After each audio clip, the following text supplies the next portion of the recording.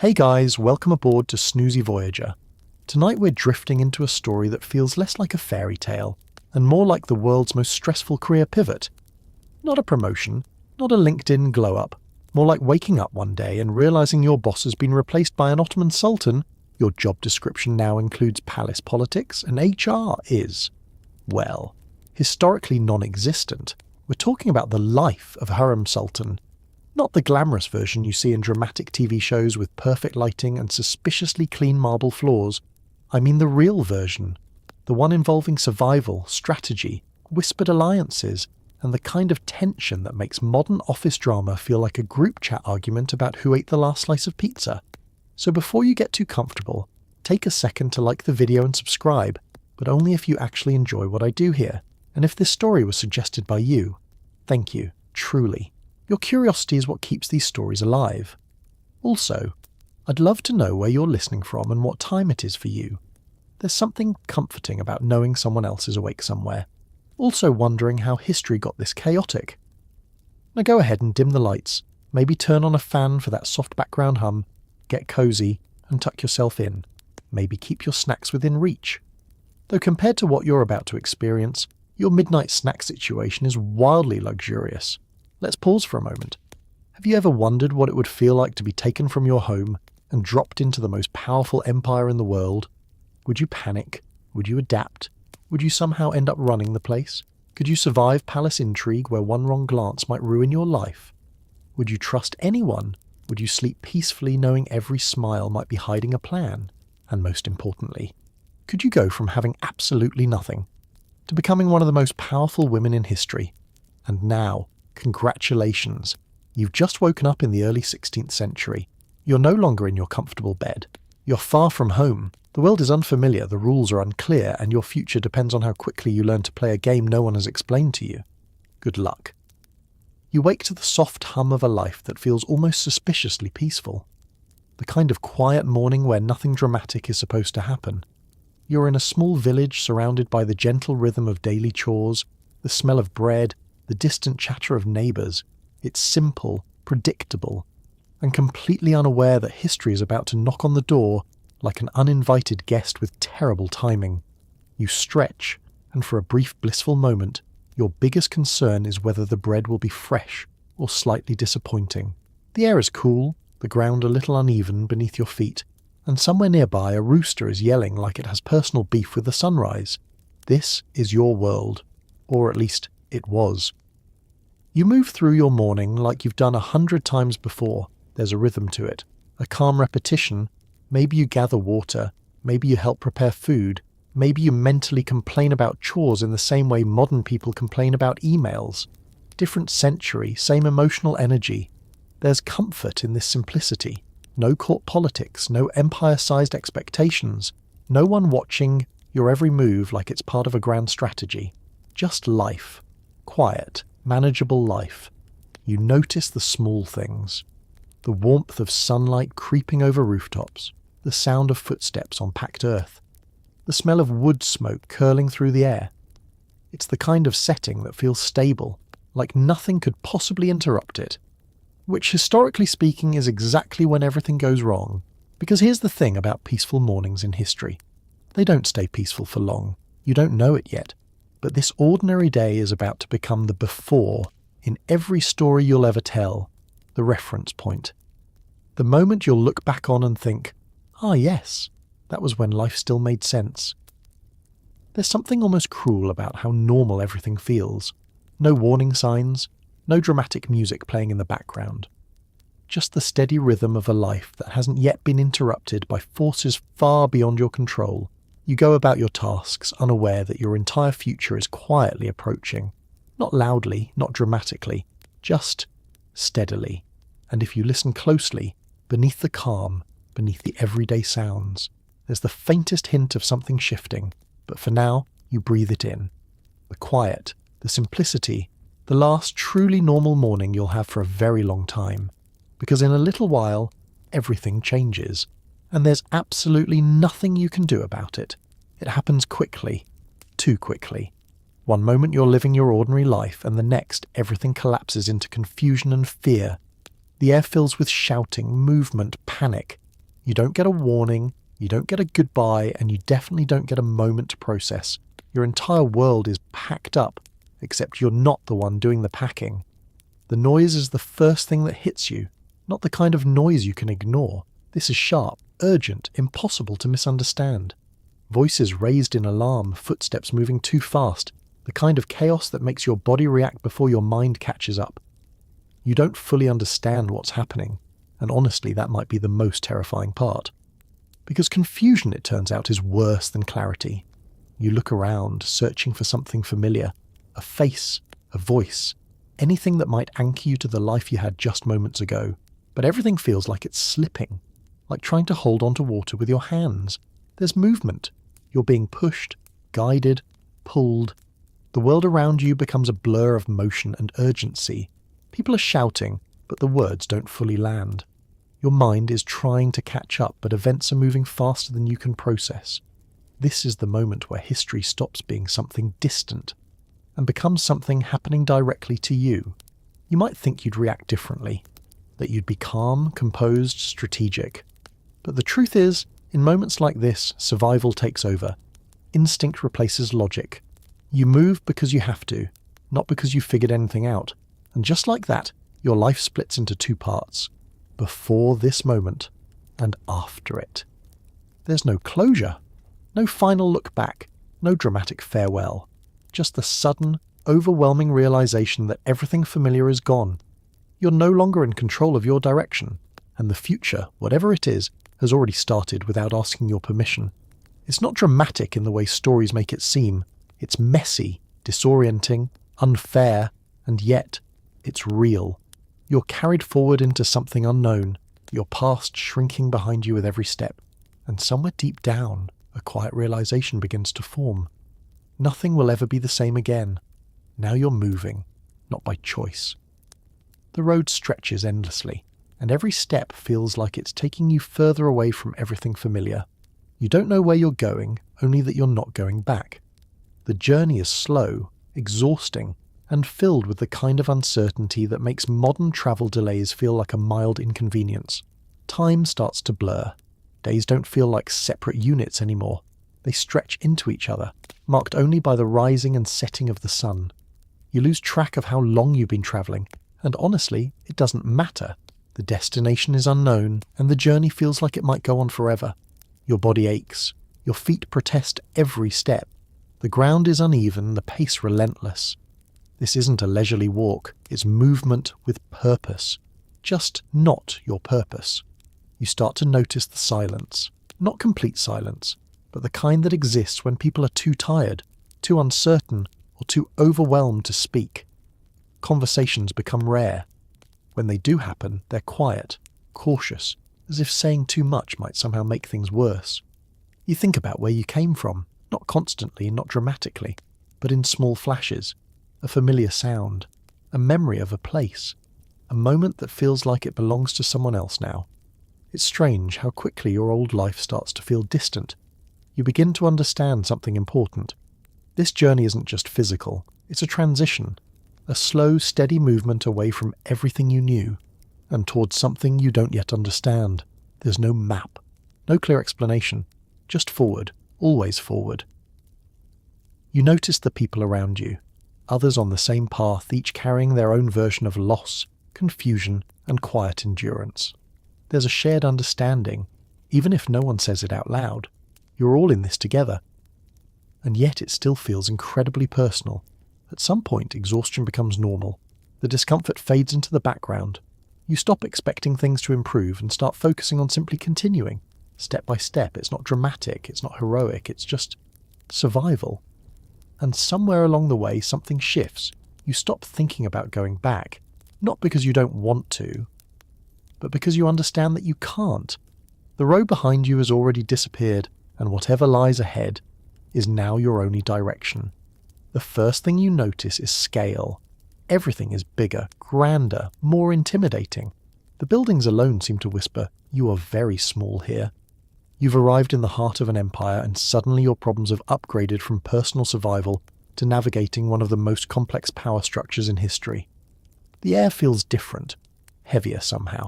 Not physically, but in a way that makes you aware that this place matters. Decisions are made here. Lives are shaped here. And now, you're inside it. You look around, trying to take it all in. The architecture alone is overwhelming. Tall structures, smooth stone, intricate designs that feel almost too perfect to be real. It's beautiful, yes, but also deeply intimidating. Because beauty here is tied to power. And power is something you don't yet understand. You move through spaces that feel carefully controlled. Nothing is random.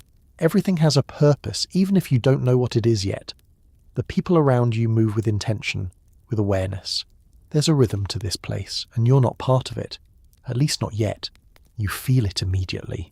You're out of place, not in a dramatic way. No one points.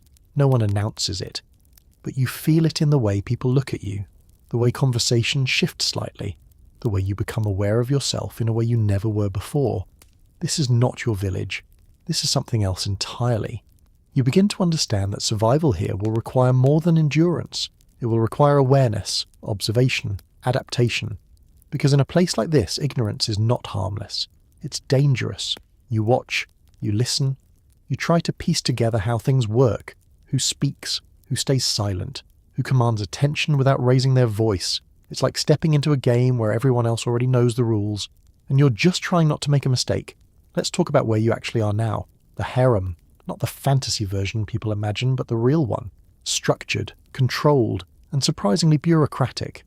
It's less like a dreamy palace, and more like a high-stakes social system where everyone is watching, judging, and quietly calculating their next move. You quickly realize this is not chaos. It's order. Very specific order. There are hierarchies here, roles, expectations, and every single person knows where they stand. Except you. At least for now. The days are structured, not in a relaxing, spare-like way, but in a controlled, intentional system designed to maintain balance. You're not just living here. You're part of something larger, something that operates with precision. You notice how people interact. Nothing is random. Every word feels measured. Every glance carries meaning. Even silence feels like it's saying something. It's exhausting, in a quiet way. You begin to understand that this place runs on awareness, on understanding what is said and what isn't. You watch how others move through this world, how they speak, how they react, how they position themselves. It's like studying a language without a teacher, and slowly you start to learn. You realize that survival here isn't about strength, it's about perception, understanding when to step forward, and when to disappear into the background, understanding who holds influence and who only appears to. Understanding that every day is not just a day. It's a series of decisions, small ones, subtle ones, but together, they shape everything. And as you settle into this new reality, one thought becomes clear. This place will either break you or transform you into something you never expected to become. There is no handbook, no onboarding session, no helpful coworker saying, "Hey, here's how things work." You learn by watching, by listening, and occasionally by making mistakes you immediately regret. Every glance, every word, every silence matters. It's like social chess. But the consequences are very real. You wake up the next day with a simple goal. Don't mess up. It sounds easy. It is not. Because the rules here are invisible. No one announces them. No one writes them down. And yet, everyone else seems to know them. You begin by observing. Quietly. Carefully. You notice how people greet each other, who bows first, who doesn't bow at all. You notice who speaks with confidence, and who waits to be spoken to. It's like walking into a room where everyone already read the script, and you didn't even know there was one. You try to mimic what you see, small things at first, the way you stand, the way you respond, the way you choose your words, not too bold, not too quiet, somewhere in between, a delicate balance. And occasionally you get it wrong. Maybe you speak too quickly. Maybe you hold eye contact just a second too long. Maybe you respond when silence would have been safer. Nothing dramatic happens. No one shouts, no alarms go off. But you feel it. The shift, a glance, a pause, a subtle tightening in the air. That's how you know. You file it away, adjust, learn. Because here, mistakes don't come with explanations, they come with consequences. And it's up to you to figure out what went wrong. You begin to understand that silence is not emptiness. It's information. When people stop talking, something is being communicated. When someone avoids your gaze, it means something. When a conversation changes direction the moment you approach, that definitely means something. It's exhausting in a quiet, mental way. You're constantly thinking, interpreting, adjusting. It's like your brain has been given a new full-time job, and there are no breaks. But slowly, very slowly, patterns begin to form. You start to recognize the rhythm, the unspoken expectations, the invisible lines you're not supposed to cross. And one day, without realizing it, you move through a moment perfectly. You say the right thing, at the right time, in the right way. No hesitation, no correction. Just seamless. It's small, almost unnoticeable, but for you it's everything, because it means you're learning. And in a place like this, learning is survival. You begin to notice something unusual. You're being noticed. Not in a loud, obvious way, but in subtle shifts. Conversations pause, eyes linger. There's something about you that doesn't quite blend in. And in a place like this that can either save you or destroy you. At first you try to ignore it. You tell yourself you're imagining things, that you're just more aware now, that everything feels heightened because you're still adjusting, but then it happens again and again. A glance that lasts a little longer than expected. A conversation that quiets when you enter. Not out of avoidance, but curiosity. You're being seen. And here's the problem with being seen in a place like this. It's not always a good thing. You begin to question yourself. What is it? Did you do something? Say something? Is it your behavior, your expression, your presence? Or is it something you can't control? You try to blend in more, move quieter, speak less, keep your head slightly lowered, just enough to avoid attention. It doesn't work. Because standing out isn't always about what you do. Sometimes it's just who you are. You start to notice that not all attention feels the same. Some of it is neutral, observational, like people are trying to understand you. Some of it feels sharper, more calculated, like they're assessing where you fit, or whether you should fit at all. And then there's the kind that's harder to define. Interest. Not hostile, not friendly, just focused. You begin to realize something important. You don't control whether you're noticed, but you do control how you respond to it. So instead of shrinking, you adjust, you become more deliberate, more aware of your presence, not louder, not bolder, just more intentional. You choose your words carefully. You hold yourself with quiet composure. You stop reacting to every glance and start observing them instead. It's a shift, a subtle one, but it changes everything. Because now you're not just someone being noticed, you're someone who understands that being noticed is part of the game, and you're starting to play it, whether you meant to or not, and then it happens. The moment that changes everything, the Sultan notices you.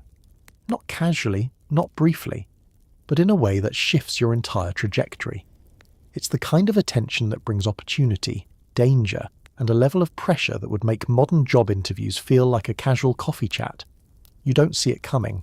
There's no announcement, no dramatic lead-up.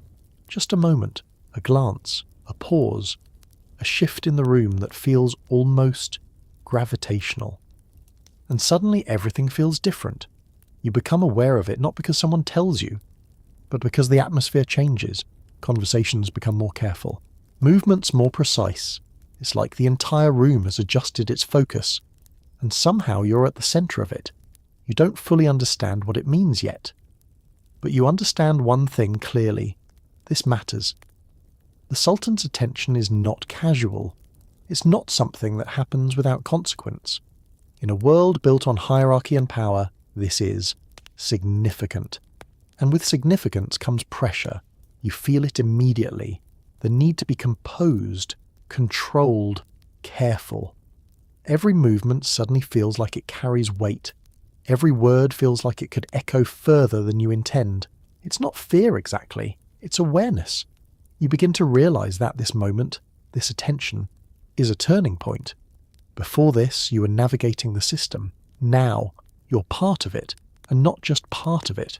You're visible within it, which means everything you do from this point forward matters more.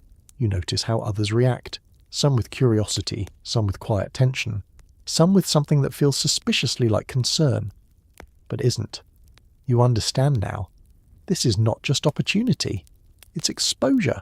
And exposure in a place like this is both powerful and dangerous. You take a breath, steady yourself, and step forward into a version of your life that just became significantly more complicated. You're no longer just part of the background. You have a presence now, a role, expectations, and with that comes a new reality. People treat you differently. Some with curiosity, others with quiet resentment. You've stepped into a new position. Whether you were ready or not, the shift is immediate. Before, you moved through the space unnoticed. Now, you feel the difference in every interaction. The way people look at you, the way they speak to you, there's a weight to it. You're not just another face anymore, and that changes everything. You start to notice how people adjust around you. Some become more polite, more attentive, their words carefully chosen, their tone measured. Others, not so much. There's a tension in certain glances, a subtle resistance, the kind that doesn't announce itself but lingers just beneath the surface. It's not personal, at least not entirely. It's structural, because in a place where status defines everything, any change in position creates ripples, and you have just become a ripple. You begin to understand that this new role comes with expectations, not spoken ones, but very real ones. You're expected to carry yourself a certain way, to respond in a certain way, to exist within a space that now has boundaries you didn't have before. It's like being promoted into a position you didn't apply for, with responsibilities no one fully explained. You adapt, because that's what you've been doing all along. You observe how others in similar positions behave. You learn the subtle signals, the quiet rules that govern this new level of interaction. And slowly, you grow into it. Not perfectly, not immediately, but steadily. You begin to move with more confidence, speak with more intention, hold your place without hesitation. And one day you realize something. You're no longer trying to fit into this role. You're already in it, and everyone else knows it too. Let's talk about tension, because there's a lot of it. You're surrounded by people who have their own goals, their own ambitions, and their own reasons for not wanting you to succeed. Smiles become sharper, compliments feel complicated. It's like being in a room where everyone is polite, and no one is entirely honest. You feel it before you fully understand it. A shift in tone, a pause that lasts just a little too long, a smile that doesn't quite reach the eyes. This is not open conflict. This is something quieter, more controlled, more dangerous. You begin to notice patterns, certain people who avoid you, others who approach you with a friendliness that feels practiced. Conversations become layered. Words carry meanings beneath meanings. A compliment might also be a test. A question might be a challenge. It's like every interaction has two versions, the one you hear and the one you have to interpret. You quickly learn that not everyone wants you to succeed, not because of who you are, but because of what your presence represents, change. And in a system built on stability, change is unsettling. You start to navigate carefully, choosing when to engage, when to step back, when to respond, and when to let silence do the work. It's not about winning. It's about staying balanced. You avoid unnecessary conflict, not out of fear, but out of strategy. Because every reaction creates a ripple, and not all ripples are helpful. You learn to read the room, to sense tension before it becomes visible, to adjust your approach depending on who you're dealing with. It's a skill, one you didn't ask for but now rely on. And through it all, you maintain something important, composure, because in a place where emotions can be used against you, calm becomes your greatest strength. You don't eliminate the tension, you learn to exist within it. And strangely enough, that's what allows you to keep moving forward. You begin to understand something important. Power here isn't loud, it's subtle. It's in conversations, in timing, in knowing when to speak and when to stay quiet. You learn how to influence without appearing to try, which, honestly, is harder than it sounds. At first you assume power looks obvious. Raised voices, direct commands, people moving quickly when someone important speaks. But that's not what you see here. What you see is quieter. A suggestion placed gently into conversation. A pause that invites someone else to agree. A question that isn't really a question, more like a carefully guided thought. You begin to notice who people listen to. Even when those people aren't the ones speaking the most, that's when it clicks. Influence isn't about control. It's about direction. You start experimenting carefully, not boldly, never boldly.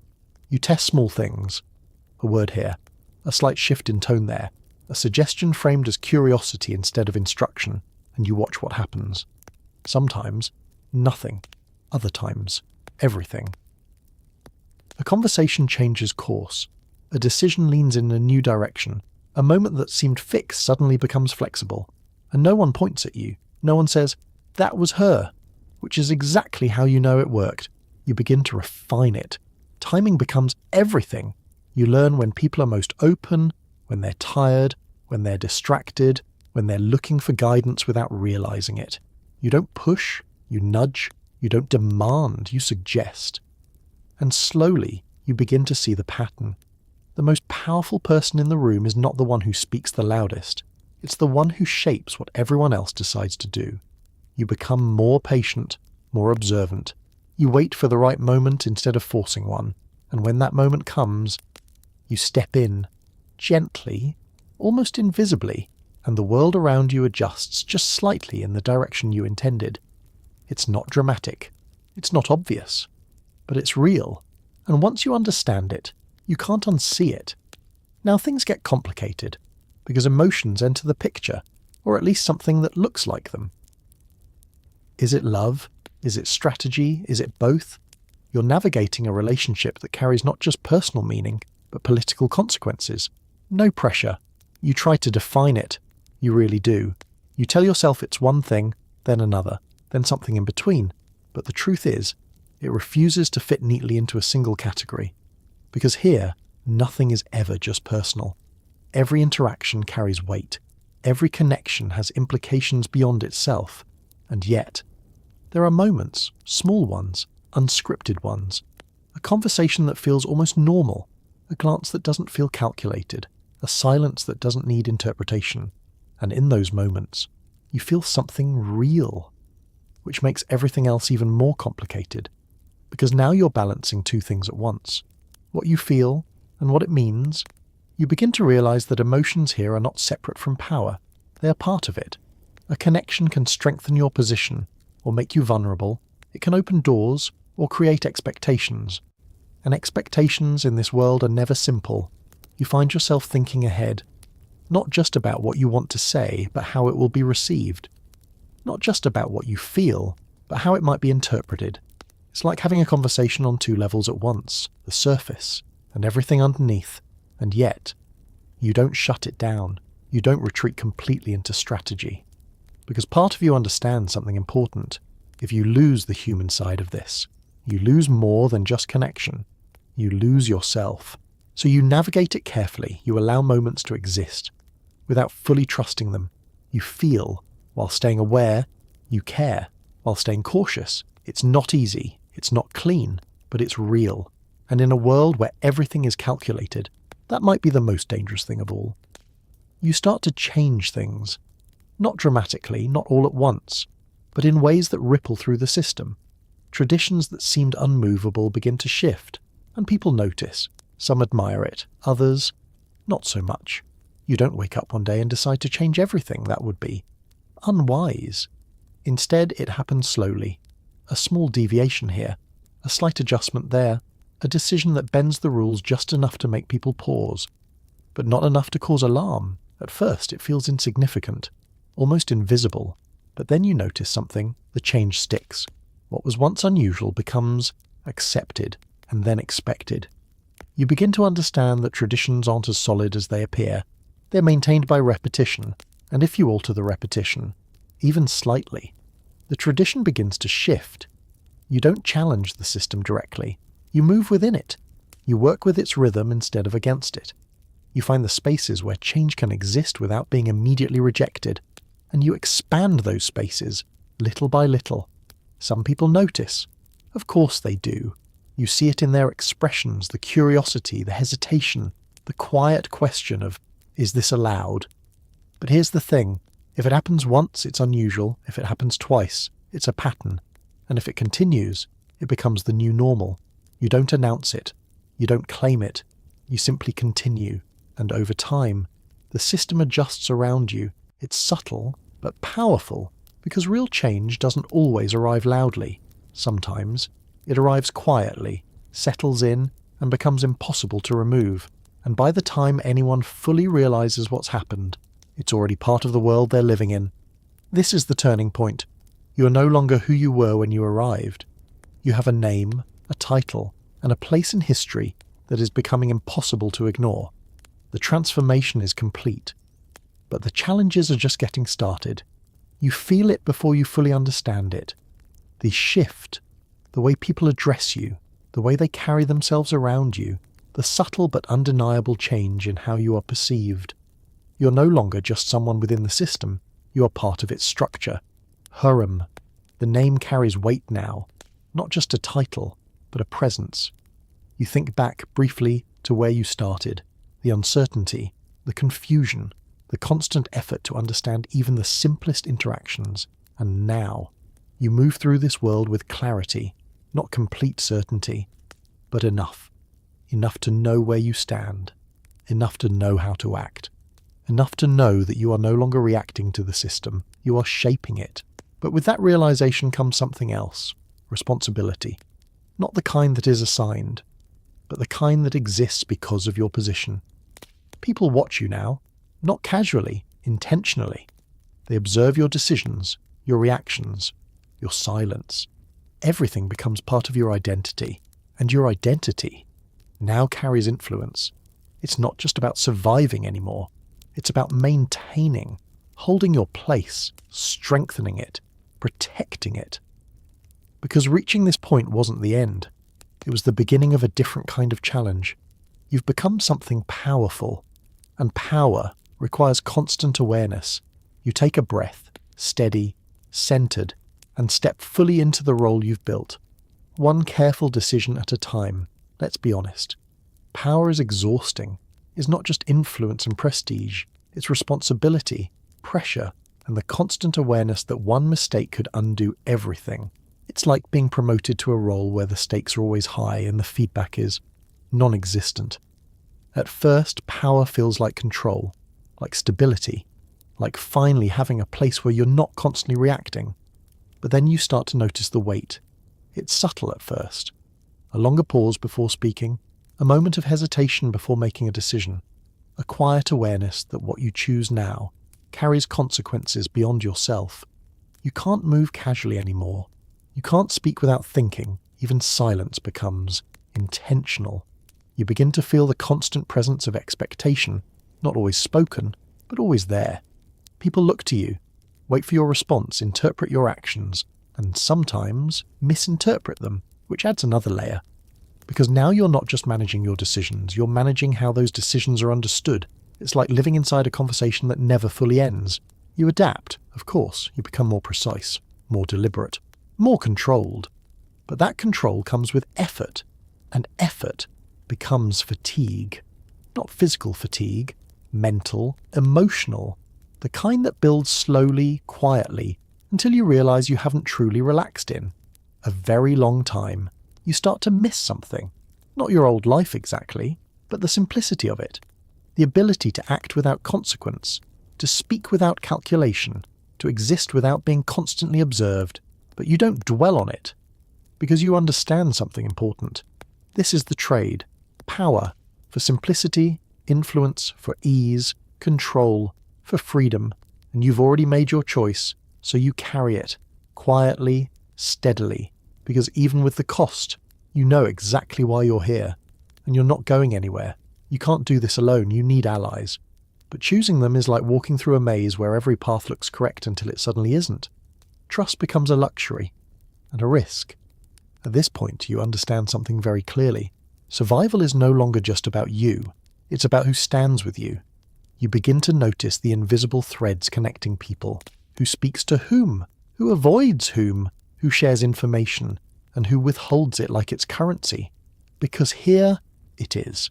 Information is power, and alliances are how that power moves. You don't rush into anything. That would be the fastest way to end up isolated or worse, aligned with the wrong person. Instead, you observe, quietly, patiently, You watch how people behave over time. Consistency becomes your guide, not what they say, but what they do. Someone who is kind one day and distant the next is unpredictable. Someone who speaks carefully in every situation. That's someone who understands the environment. You start small, a conversation here, a shared moment there.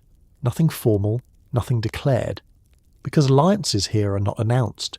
They are built. You offer something small, a piece of information, a gesture of support, and then you wait. You see how it's received. Is it respected, returned, ignored? Each response tells you something. You begin to understand that alliances are not about friendship. They're about alignment, shared interests, shared goals, shared understanding of how the world works, and sometimes shared caution. You also learn when not to align, because not every connection is worth the risk. Some people are too visible, too unstable, too closely tied to forces you don't fully understand. You step back from those, carefully, without drawing attention, because even distancing yourself must be done strategically. Over time, a network begins to form around you, not obvious, not loud, but real. People who exchange glances with you across a room and understand. People who support your position without needing to be asked. People who, for now, are on your side. You don't take it for granted, because alliances here are not permanent. They shift, they evolve, they dissolve, so you maintain them with care, with awareness. Because in this world, the right alliance can protect you, and the wrong one can quietly undo everything. And then there are the people who openly oppose you. Not loudly, not aggressively, but persistently. They wait, they watch, and they look for opportunities. It's the kind of tension that never fully disappears. You don't always know who they are at first. That's part of what makes it so unsettling, because enemies here don't announce themselves. They reveal themselves slowly, in patterns, a conversation that doesn't reach you, a decision that shifts without your input, a moment where support you expected simply isn't there. At first, it feels like coincidence. Then it happens again, and again, until you realize. It's not coincidence, it's intention. You begin to identify them, not through confrontation, but through observation. Who benefits when something goes against you? Who remains silent when they should speak? Who watches you just a little too closely? They're careful. Of course they are. Open conflict would be inefficient. Instead, they apply pressure in small, controlled ways. A delay here, a rumour there, a subtle suggestion planted in the right conversation. Nothing dramatic, but enough. Enough to test your stability, your reactions, your position. And here's the challenge. You can't respond the way you might want to. No direct accusations, no emotional reactions, no visible frustration, because that's exactly what they're waiting for. A misstep. So you do the opposite. You become even more composed, even more measured. You don't ignore the tension, but you don't feed it either. You adjust your approach, strengthen your position, reinforce your alliances. You let your actions speak instead of your reactions. And slowly, the dynamic shifts. Not because the enemies disappear, they don't, but because you become harder to destabilize, harder to predict, harder to challenge without consequence. You begin to understand that having enemies is not a failure. It's a sign that you matter, that your presence has impact, that your position is worth challenging. And strangely, that realization brings a kind of calm. Because now you're not just navigating the system, you're holding your ground within it. You begin to realize the scale of your position. Your decisions ripple outward. They affect people you will never meet, in places you will never see. It's a strange feeling, having that much impact while still navigating your own survival. At first, influence feels close, immediate, contained within the palace walls. But then you start to notice something. The consequences extend further. A decision made in a quiet room shows up in distant places, changes in behavior, shifts in movement, outcomes that trace back to you. You don't see it all directly, but you feel it, the expansion of your reach, and with that comes weight. Because now it's not just about navigating your immediate environment, it's about understanding impact. You begin to think differently, more broadly, more carefully. Not just what happens here, but what happens after this. You consider timing. context, the people involved, the possible interpretations. Every decision becomes layered, complex. You start to understand why those in power often appear distant. It's not detachment, it's processing. Because when your influence reaches beyond what you can see, you have to think beyond what you can see. You carry this awareness quietly. You don't speak about it. But it's there, in every pause, every choice, every moment of hesitation before action. And yet, you continue. Because stopping is not an option. You move forward, carefully, intentionally, knowing that even the smallest decision might travel further than you ever will. Now add another layer, family, children. Suddenly the stakes feel even higher. It's not just about you anymore. It's about protecting those who depend on you. In a world that is anything but safe, everything changes, not gradually, immediately. Because now every risk feels different, sharper, more personal. You look at your children and you understand something deeply. They are part of this system too, whether you want them to be or not. They are seen, considered, positioned, and that realization is heavy. You begin to think ahead in a new way, not just about your own survival, but theirs. What decisions will protect them? What alliances will support them? What risks are no longer acceptable? You become more cautious, not weaker, more precise. You filter everything through a new question. How does this affect them? You notice how others interact with them, the attention they receive, the subtle ways people assess their place. Because in this world, even children carry significance. You shield them where you can, guide them where you must. Prepare them, even when you wish you didn't have to. And through it all, you maintain balance, because you cannot show fear, not openly. That would create vulnerability, so you remain composed, steady. Even when the stakes feel overwhelming, you learn to hold two realities at once, the strategist and the parent, the protector and the player. It's not easy, it's not comfortable, but it becomes part of who you are. Because now, you're not just surviving for yourself, you're shaping a future for them. You find yourself constantly balancing two things, what you feel and what you need to do. Sometimes they align, often they don't. And the decisions you make in those moments define everything. This might be the hardest part, not the politics, not the alliances, not even the danger, but the internal conflict. Because you still feel, despite everything, despite the structure, the strategy, the constant awareness, you remain human. And that means emotion doesn't disappear.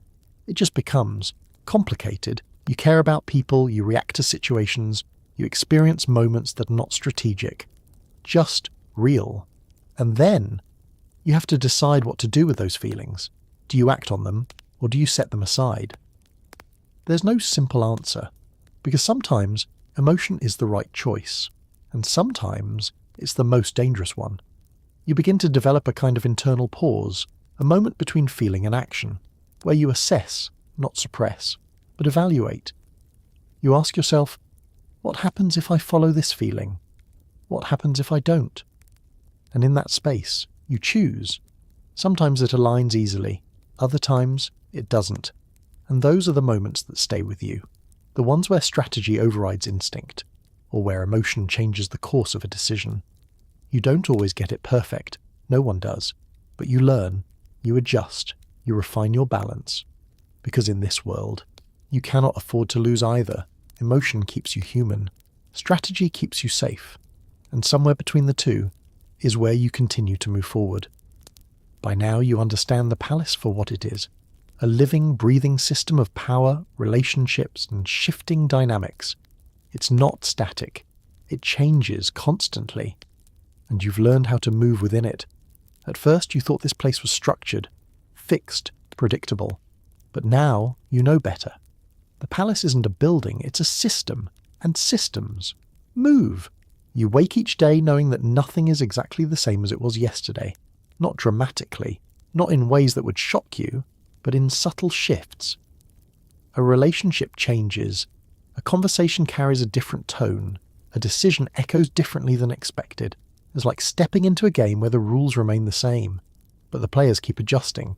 You've learned to read it, not perfectly, but well enough. You notice patterns. You recognize when something feels off, You sense when a situation is about to shift before it actually does, and that awareness becomes your advantage. You stop reacting late, you start anticipating early. It's not about controlling everything. That would be impossible. It's about positioning, where you stand, when you move, when you speak, and when you don't. You begin to treat each day like a series of moves, not rigid, not forced, just intentional. You don't rush decisions anymore. You allow moments to unfold. You observe how others respond before committing yourself, because in this environment, timing is everything. You also understand now that the palace remembers, not literally of course, but through people, through conversations, through the quiet accumulation of reputation. Every action you've taken still exists here, in the way people treat you, in the way they expect you to behave, which means every new decision is layered on top of everything that came before. You're not starting fresh each day, you're continuing a story, and you're aware of it. You move with that awareness, carefully, calmly, because the game doesn't stop, it doesn't pause, it doesn't reset, it simply continues. And now, you're one of the players who understands how it works. People start to talk, not just within the palace, but beyond it. Your name carries weight. Your actions are remembered. You're no longer just part of the story. You are the story. At first, it's subtle. A mention here, a reference there. Someone repeats something you said, in a place you weren't present, and you pause, because that's new.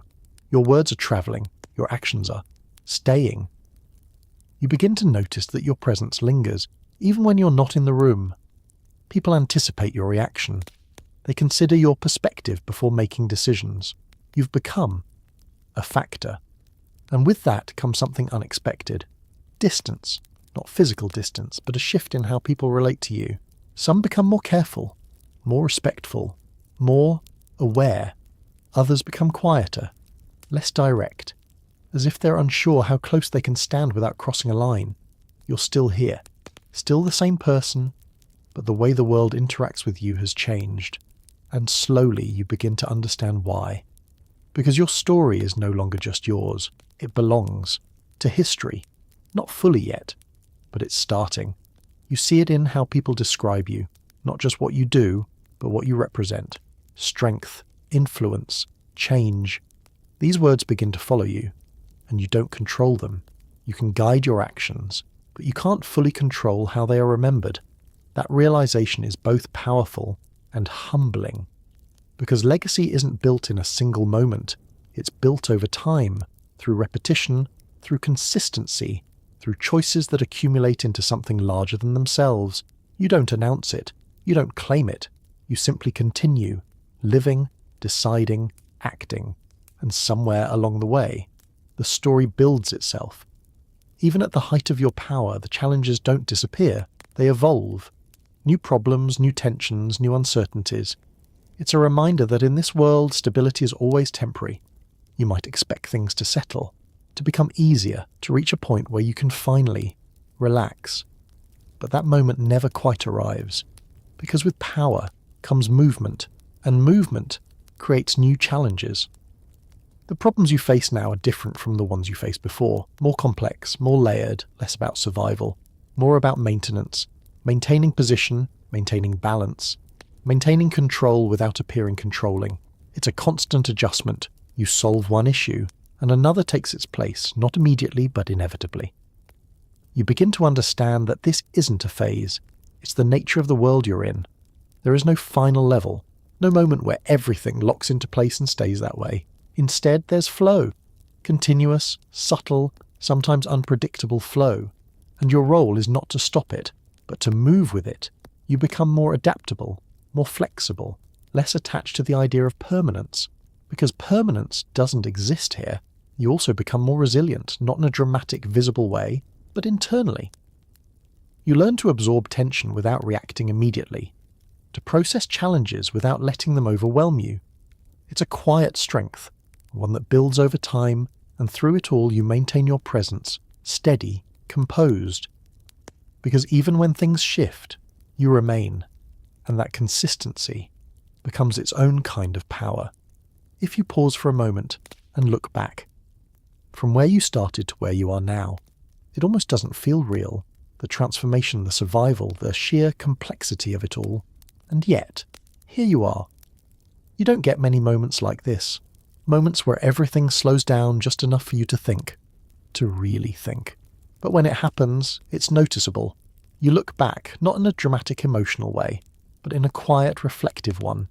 You remember the beginning, the uncertainty, the confusion, the feeling of being completely out of place, and then you look at where you are now, standing in a world you once didn't understand, now navigating it with clarity. It doesn't feel like a single transformation. It feels like a series of small changes, moments where you adjusted, learned, adapted, one decision at a time. You didn't become this version of yourself overnight. You built it through experience, through awareness, through choices that didn't always feel significant in the moment, but added up over time. You also recognize the cost, the things you've had to let go of, the simplicity you no longer have, the constant awareness that now follows you everywhere. But you don't regret it, because you understand what you've gained. Not just power, but perspective. You see the world differently now, more clearly, more fully, and that clarity is something you carry with you, even in the quiet moments. And finally, beneath all the titles, the influence, the history, there's still you, the person who adapted, endured, and somehow found a way not just to survive, but to shape the world around you. It's easy to forget, not for you, but for everyone else. Because when people look at you now, they don't just see a person, they see a position, a title, a symbol. But beneath all of that, you're still here. The same mind that had to learn everything from scratch. The same awareness that guided you through uncertainty. The same quiet determination that carried you forward when nothing made sense. You haven't disappeared. You've expanded. And yet, there are moments, small ones, where you feel it. The space between who you are and how you are seen. It's not uncomfortable, just noticeable. You understand that this is part of it, part of becoming something larger than your own story. But you don't lose yourself in it, because you remember where you started, what it took to get here, and what still matters beneath everything else. You continue to move through this world, not just as a figure of power, but as a person who understands it, deeply, quietly, completely. And in that understanding, you find something steady, something real, something that no title, no position, no shifting system can take away. You start to notice it in the small things. Conversations that stop when you enter. Servants who bow just a little deeper. Messages that reach you faster than they should. Your name is no longer just spoken. It's carried. Passed quietly between rooms like a secret everyone already knows. At first, you tell yourself it's nothing. Just awareness. Just adjustment. Just your imagination catching up with your new position. But then it happens again. You walk into a room, and two people pause mid-sentence. Not abruptly, not obviously, just enough to shift the air, just enough for you to feel that whatever was being said is no longer meant to be said in front of you. You keep walking, you don't react. Because reacting is a luxury you gave up a long time ago. Instead, you observe. You notice how quickly information reaches you now. Decisions you didn't ask about. Conversations you weren't part of. And yet, somehow, they find their way to you. It's like the palace itself is quietly redirecting things in your direction, and then it clicks. It's not the palace. It's your name. Your name moves faster than you do. It enters rooms before you arrive. It lingers after you leave. It shapes how people speak, how they behave, how they choose their words. You're no longer just present. You're anticipated. And anticipation changes everything. You begin to hear fragments. Not directly, of course. Never directly, but enough. She prefers. She decided. She said. Statements about you, statements that are mostly accurate, sometimes slightly altered. Occasionally, you give them just enough truth to carry, without giving them enough to define you completely. You also notice how people shift around you. Some lean in, curious, attentive, wanting to understand what your name represents. Others step back, careful, measured, as if proximity to you requires caution, and some simply watch, waiting, assessing, deciding where you fit in their world. You remain steady, because you understand something now. When your name begins to move on its own, you're no longer just living your life.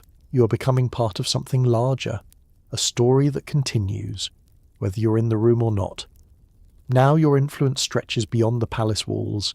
Letters are written, sealed, and sent across vast distances. Your words travel where you cannot. It's a strange realization that ink on paper can carry as much power as your presence, sometimes more. You sit with the letter in front of you. It looks simple: paper, ink, a few carefully arranged lines. Nothing about it feels powerful at first, and yet you know it is, because once it leaves your hand, it carries you with it. Not your presence, not your voice, not your expression, just your words, and your words must now do everything. You dip the pen slowly, deliberately. You don't rush. You can't afford to rush, because here every word must stand on its own. No tone to soften it, no glance to clarify it, no pause to adjust its meaning, only language, precise, intentional, final. You begin writing. You think not just about what you want to say, but how it will be read. Not just by one person, but by others, because letters are rarely private in the way people imagine. They are opened, read, shared, interpreted. They travel, not just physically, but socially. You understand that this message may pass through multiple hands before reaching its destination, each person forming their own interpretation along the way.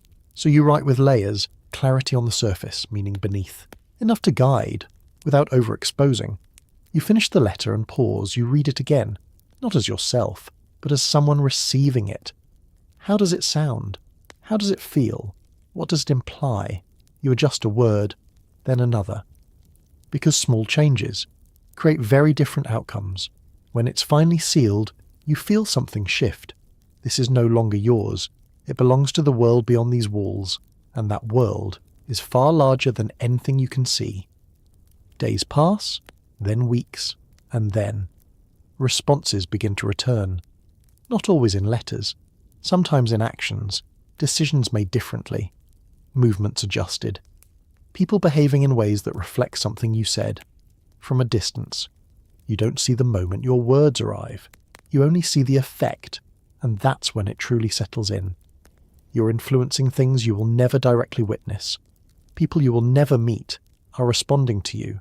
It's quiet, invisible, but undeniable. You begin to think differently, less about immediate reactions, more about long-term impact. You consider timing more carefully, tone more deliberately, implication more deeply. Because now, your influence is no longer confined, it extends outward, across distance, across time, and perhaps most significantly, it remains. These letters don't disappear. They exist, they can be reread, reinterpreted, reused. They become part of a record, a quiet archive of your thoughts, your decisions, your presence. And you understand something important. Spoken words fade, written words stay. So you write accordingly, not just for the moment, but for what might be remembered, because now your voice travels further than you ever will. Here's the real challenge, not rising to power, but staying there. You begin to understand that being useful is survival. You anticipate needs before they are spoken. You solve problems before they grow. You become, quietly, someone the Empire cannot easily do without. At first, reaching this level felt like the goal, like the peak, like you had finally arrived somewhere stable. But now, you understand something else entirely. Nothing here is permanent, not positions, not favour, not attention. Everything shifts, which means staying where you are is a different kind of challenge. You begin to notice how quickly attention moves in this world, how easily focus can shift from one person to another, how yesterday's importance can quietly become today's afterthought. And you realise you cannot rely on position alone. You must become necessary, not loudly, not in a way that draws resistance, but in a way that makes your absence noticeable. You start by observing more deeply than before, not just what people say, but what they need. Needs that aren't spoken, needs that aren't even fully recognised by the people who have them. You notice patterns, recurring issues, small inefficiencies that others overlook because they're too focused on larger things. And you begin to act. Quietly, you solve problems before they are presented. You provide clarity before confusion spreads. You step in at the exact moment where your presence feels natural, not forced, not intrusive, just right. At first, it goes unnoticed, and that's fine. Because the goal isn't recognition, it's reliance. Over time, something shifts. People begin to expect your input, not formally, not through direct requests, but through subtle behaviour, a pause in conversation, waiting, a glance in your direction, checking, a moment where a decision hesitates, until you speak. That's when you know. You're no longer just present, you're integrated. You've become part of how things function. And that's power, not the kind that demands attention, the kind that quietly holds things together. You also understand the balance required. Too visible, and you attract resistance. Too quiet, and you become replaceable. So you exist in between, consistent, reliable, present. You don't try to control everything. You position yourself where your contribution feels essential. And over time, it becomes exactly that. You also remain aware of something important. Indispensable doesn't mean untouchable. It means valued. And value must be maintained. So you continue, observing, anticipating, adjusting. Because in a system that constantly evolves, your ability to remain relevant is what keeps you in place. Time moves forward, whether you're ready or not. Children grow, personalities form, and futures begin to take shape. You watch closely, knowing that their paths will one day intertwine with the same system you fought to understand. It's like watching the next round of a very serious game slowly begin. At first it feels distant, abstract, something that exists, but doesn't require your full attention yet. Children are present, yes, growing, learning, but still separate from the complexities of the world you navigate daily. And then, gradually, that changes. You begin to notice differences in how they speak, how they observe, how they respond to the environment around them. Small things at first, preferences, reactions, curiosity, and then patterns. Personalities begin to form more clearly. Strengths emerge. So do vulnerabilities. You realize something quietly profound. They are not just children. They are individuals who will one day step into this world. The same world you had to learn from nothing. The same world that required you to adapt. Quickly, carefully, constantly. And suddenly your perspective shifts. You're no longer just observing growth. You're preparing for it. You begin to guide, subtly, not through instruction alone, but through example. Through what they see, what they experience, what they learn without being explicitly taught. You show them how to observe before reacting, how to listen beyond words, how to carry themselves with awareness. Even when they don't fully understand why, you also protect them, as much as you can, from unnecessary exposure, from situations they're not ready to navigate, because you understand something deeply now. This world does not wait for readiness, it expects it. So you try to give them time, space, moments of normalcy in a place that rarely allows it. But even as you do, you remain realistic. They will face this system. They will be seen, evaluated, positioned, just as you were, and just as you adapted. They will have to as well. You watch them more closely now, not with fear, but with intention. You notice how they respond to pressure, how they handle attention, how they interpret the world around them. Each moment becomes information. You don't control their path. You can't. But you can influence how prepared they are when they step into it, and that becomes your focus.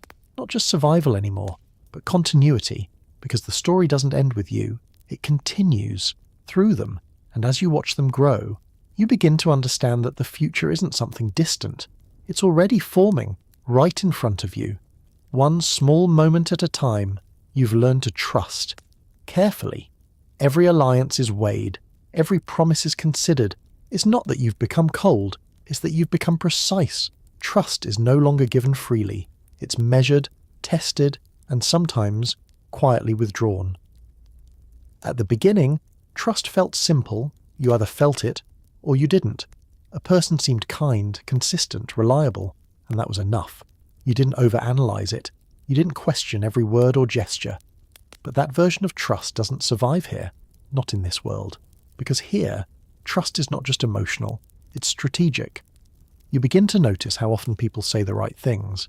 the expected things, the things that sound sincere, but feel slightly rehearsed. At first, it's confusing. You wonder if you're overthinking, if maybe you've just become too cautious, but then patterns start to emerge. Someone who agrees with you in private but remains silent in public. Someone who offers support, but only when it costs them nothing. And slowly, your understanding shifts. Trust is no longer about what people say, it's about what they do. Consistently, over time, you begin to test it. Not openly, not dramatically, just small things. You share a piece of information and watch where it goes. You offer a moment of vulnerability and observe how it's handled. Does it stay contained? Does it return altered? Does it reach someone it shouldn't? Each outcome tells you something, and you adjust accordingly. You also learn something even more important. Not everyone needs to be trusted fully. That idea is freeing, because it means you don't have to categorize people as entirely safe or entirely unsafe. You can trust someone with one thing and not with another. You can rely on someone in one situation and remain cautious in another. Trust becomes layered, flexible, dynamic. You also become more aware of your own role in it, because trust isn't just something you evaluate, it's something you create. People watch you the same way you watch them. They measure your consistency, your discretion, your reliability, and over time, they decide, just as you do. You begin to understand that trust here is not built on closeness. It's built on predictability, knowing how someone will act, knowing what they will protect and what they won't. And once that predictability is established, trust begins to form quietly, gradually. But you never fully relax into it, because you know how quickly things can shift, so you maintain awareness. Not fear, not suspicion, just awareness. You trust where it is earned, you limit where it is not, and when necessary, you withdraw it, quietly, without confrontation, without announcement, because in this world, trust is not a feeling, it's a decision, one you make again and again, with every interaction. At this point, even the smallest choice feels significant. What you say, what you don't say, who you acknowledge, who you ignore, it all matters. It's like living in a world where every action echoes louder than it should. There was a time when decisions felt simple, immediate. You responded to what was in front of you. You spoke when it felt right. You acted without thinking too far ahead. But that time is gone. Now, everything carries weight. You feel it in the pause before you speak, in the moment where you consider not just what you want to say, but what it might cause.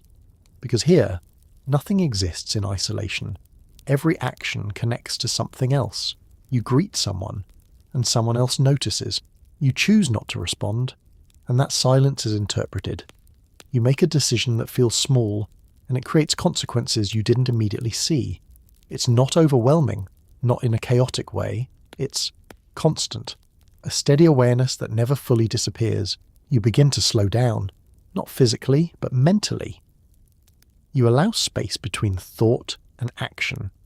A brief moment where you ask yourself, what does this lead to? Not just immediately, but after.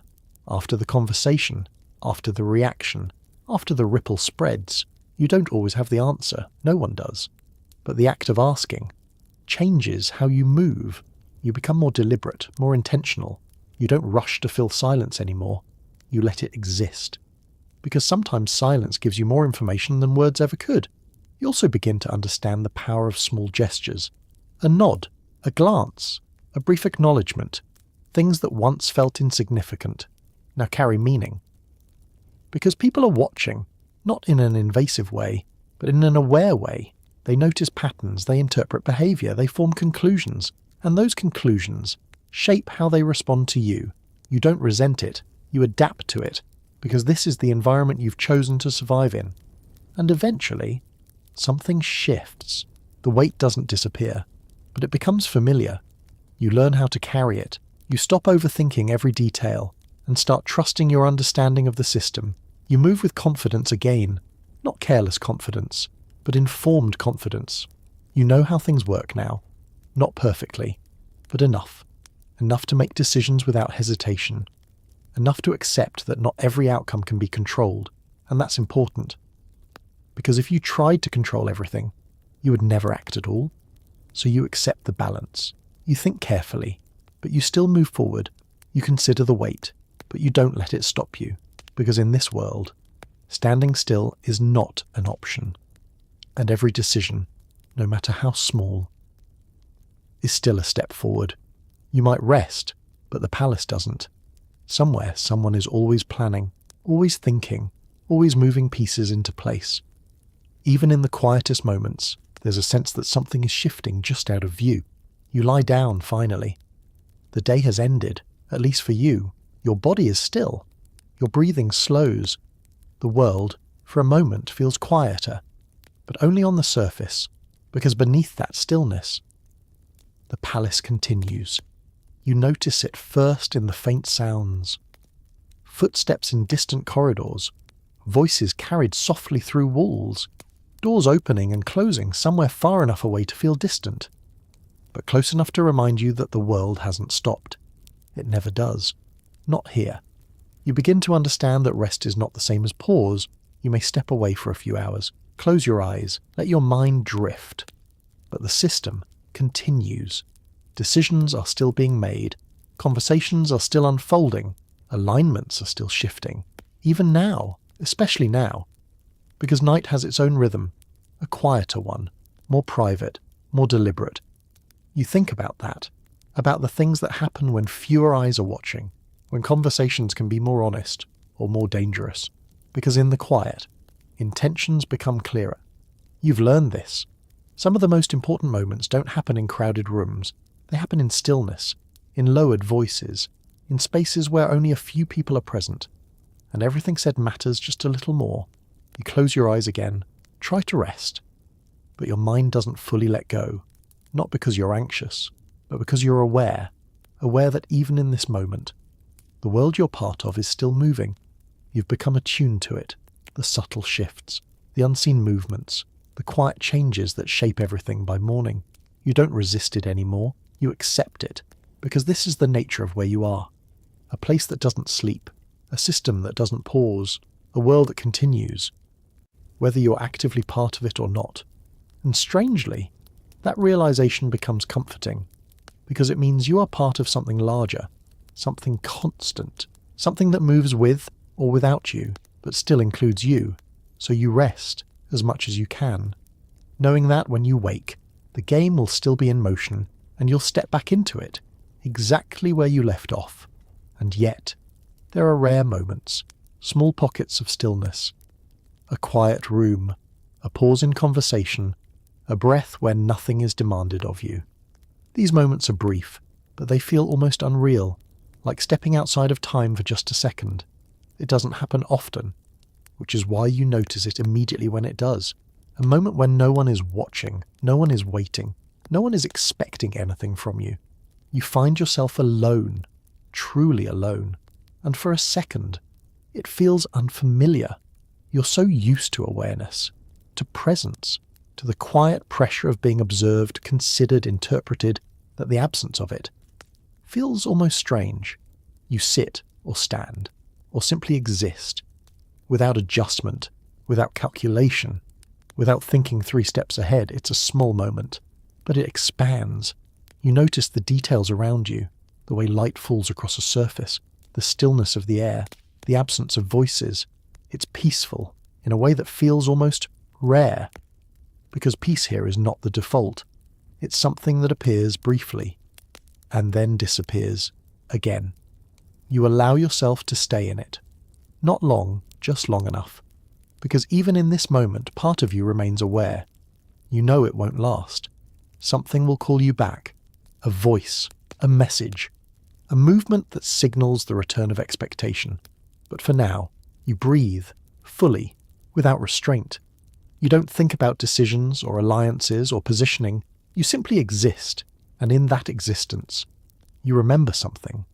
Who you are, outside of all of this, not the role, not the title, just you. It's grounding, in a quiet, steady way, because it reminds you that beneath everything you've built, everything you've adapted to, there is still a core that hasn't changed, and that matters.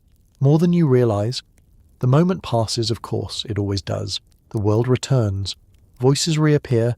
Movement resumes, the system continues, but something stays with you, a sense of stillness, a memory of what it feels like to exist without pressure, and you carry that with you, back into the noise, back into the movement, back into the world that never fully slows down. If you step back and look at everything you've endured, it's a lot, more than most people could imagine. You didn't just survive this world, you adapted to it. You learned its language, its rhythm, its hidden rules. You don't always think about it. There's rarely time. But when you do, it's almost difficult to grasp. Everything that has happened, everything you've moved through, you remember the beginning, the confusion, the uncertainty, the feeling of being completely unprepared for the world you had been placed into. You didn't understand the rules. You didn't know the system. You were exposed. And yet, you're still here, not just present, but established. That realization settles slowly, not as pride, not as disbelief, but as recognition. You adapted, step by step, moment by moment. You learned things no one taught you. You understood patterns no one explained. You adjusted in ways that weren't obvious, but were necessary. And you kept going, even when it was uncomfortable, even when it was unclear, even when it would have been easier to stop trying.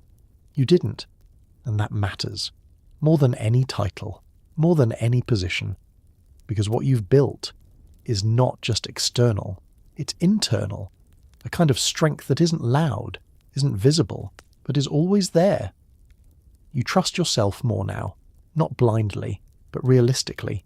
You know how you respond, how you think, how you adjust. You know you can handle uncertainty. Because you already have. You also recognize something else. Survival wasn't just about endurance. It was about awareness. About knowing when to move forward and when to hold back, when to speak and when to remain silent. That balance is what carried you here. And it continues to carry you. You don't need to prove it. You don't need to announce it. You simply live it. Every day, in the way you move, the way you decide, the way you remain steady, even when everything around you shifts, and that quiet strength is what allows you to keep going. At some point, something shifts. You're no longer just living your life. You're becoming part of history. The things you've done, the choices you've made, they start to settle into something lasting, something that won't disappear when the moment passes. You don't notice it immediately. It's not a single moment, not a clear transition. It's gradual, a slow accumulation of actions, becoming something more. You begin to hear it in how people speak about you, not just describing what you've done, but what it means. Your choices are no longer just events. They're references, examples, points of discussion, and you realize you're no longer just moving through time. You're leaving something within it, a presence, a record, a shape that remains even as moments pass. It's not something you set out to do. You didn't wake up and decide to become remembered. You simply acted, responded, adapted, and over time, those actions built something that extends beyond you. You think about that.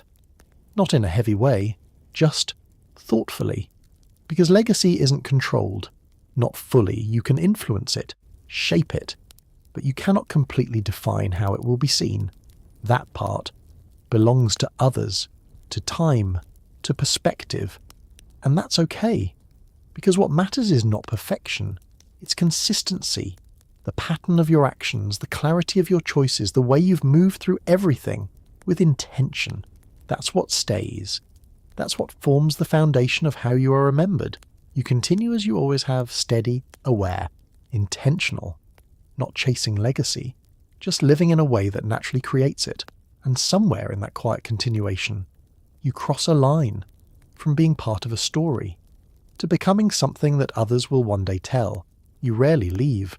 But the world beyond these walls is always present. Through reports, letters, whispers, and decisions, you begin to understand that what happens here does not stay here. It spreads outward, shaping lives far beyond what you can see.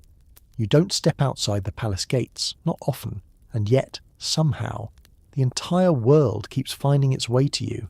It arrives in fragments, a folded letter sealed with wax, a quiet report delivered with careful words, a conversation that begins casually and ends with the weight of an entire province shifting somewhere far away. At first, it all feels distant, abstract, like hearing about weather in a place you've never visited. Interesting, maybe important, but not something you feel in your body. But then, slowly, that distance disappears. You begin to notice patterns. A decision made here shows up there. A shift in tone within the palace echoes outward into regions you will never walk through. A name mentioned in passing becomes a change in someone else's daily life. And suddenly, it's not distant anymore. It's connected. You start to imagine it. A marketplace adjusting to new rules. A family quietly adapting to changes they don't fully understand. A governor somewhere rereading a letter, your letter, deciding how to respond. You will never meet them. They will never see you. And yet, your influence is present. That realization settles in slowly, not as pressure, but as perspective. You begin to think differently, not just about what happens in the room, but what happens after the room, after the conversation ends, after the decision leaves your hands and enters the world. Because here's the strange part, you don't see the full result, you only see pieces, a reaction here, a report there, a hint of outcome without the full story, which means you must act without certainty, you must decide without seeing the end, and that takes something new, a different kind of confidence. You trust your understanding, your instincts, your ability to read patterns and anticipate outcomes, even when those outcomes unfold far beyond your reach. You also realize something quietly humbling. You are not the only force shaping this world.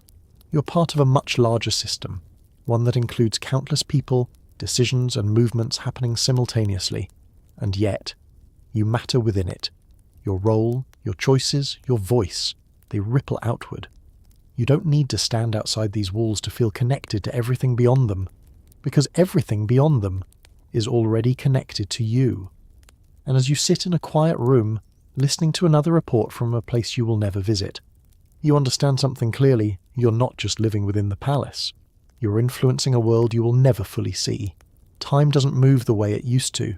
Days blur, moments stretch, and years seem to pass quietly in the background. You stop measuring time by events and start measuring it by change. At the beginning, time felt sharp.